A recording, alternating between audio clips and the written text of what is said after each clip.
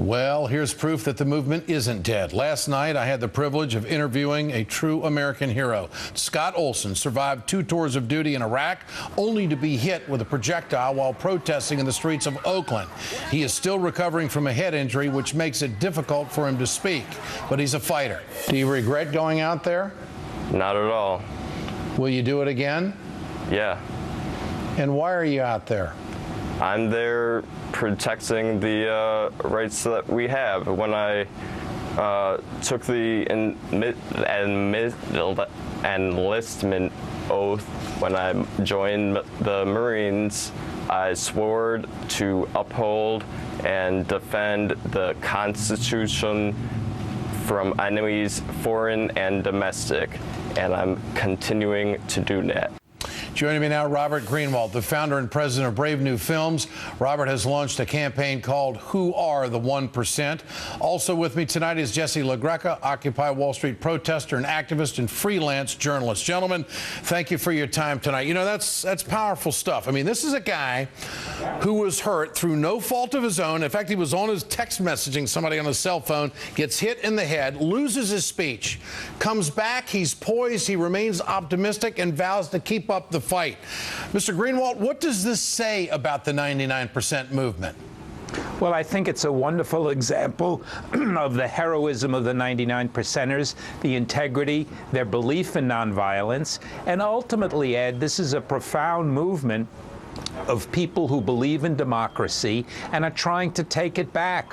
We know that there's a 1% of those who are stepping on the backs of the other 99, and Mr. Olson has, I think, inspired people, and only every social movement needs and has heroes and heroines. Women's movement, peace movement, civil rights movement, and we're seeing it again now. Where do you think the movement is now, Scott?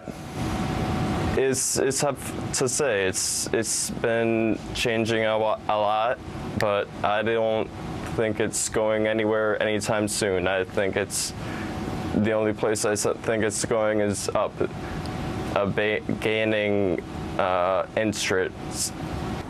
You know, Robert, whether this young man wants to or not, he is now a folk hero to a lot of Americans who are right in line with the thinking of the 99%ers out there and what their mission is and what they want to do.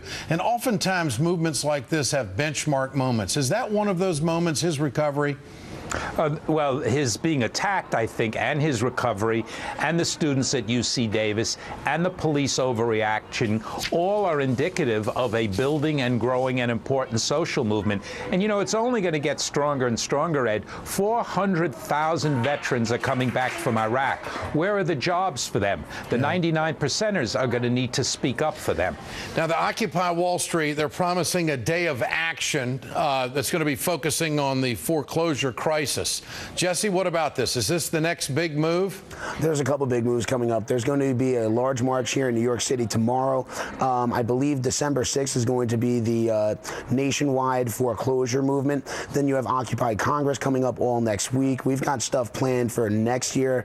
Our problems are not going away, so neither are we. I mean, is this, guys, is this the way it's going to be for 2012? What do you think, Robert? Yes, no question about it. The profound inequities in our country, the structural problems, the fact that the 1% have so exploited the other 99%. We've got huge issues, and thank goodness for the heroes and heroines of the Occupy movement, and they're standing up, and they're forcing everybody in this country to have a discussion I was beginning to worry we would never have. Robert Greenwald, Jesse LaGreca, great to have you with us tonight.